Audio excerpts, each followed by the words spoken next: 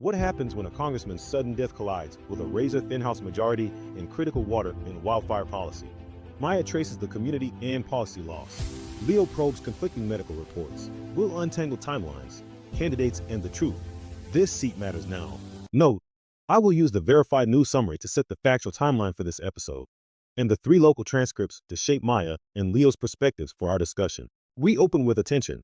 Official statements say Congressman Doug LaMalfa died after a medical emergency and during surgery, with no cause released. Local voices describe a beloved farmer representative who was everywhere in his district. Look, this isn't just a vacancy on a map. For rural communities, losing a representative who knew water and forest management means policy expertise walks out the door. At a time climate and wildfire questions need local solutions. Hold on, before we turn this into pure policy abstraction, remember the man, 4th-generation rice farmer, flannel, grease on his hands, loved classic Mustangs. People I spoke with said he was more than a congressman. That connection mattered. Fact check. LaMalfa was 65, a 7-term congressman, chaired the Western Caucus, served on agriculture, natural resources, and transportation committees, and was taken to a local hospital Monday night before dying during surgery. And yet there's a deeper Democratic angle. Redistricting and Proposition 50 had already targeted his seat. Constituents told reporters many loved him, but some, about 30%, wanted change. Now that contest will happen under a tragic cloud.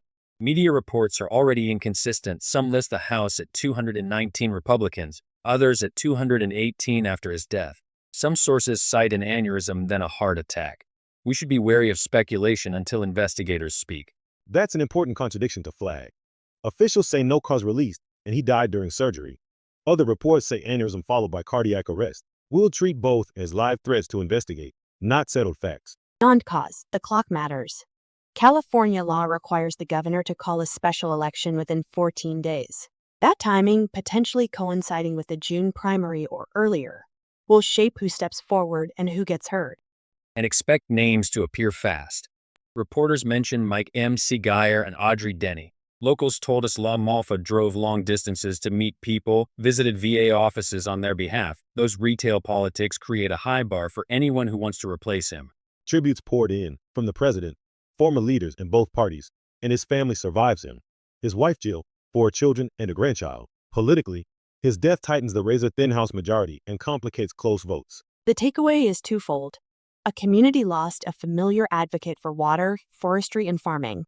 And voters face a rapidly shifting contest shaped by maps and timing. We should demand transparency about the medical facts and fairness in the special election. People in his district will mourn the neighbor who showed up with grease on his hands and a joke ready. Politics will follow, but first is loss. Let's remember how colleagues called him genuine and able to work across aisles. Those are rare traits.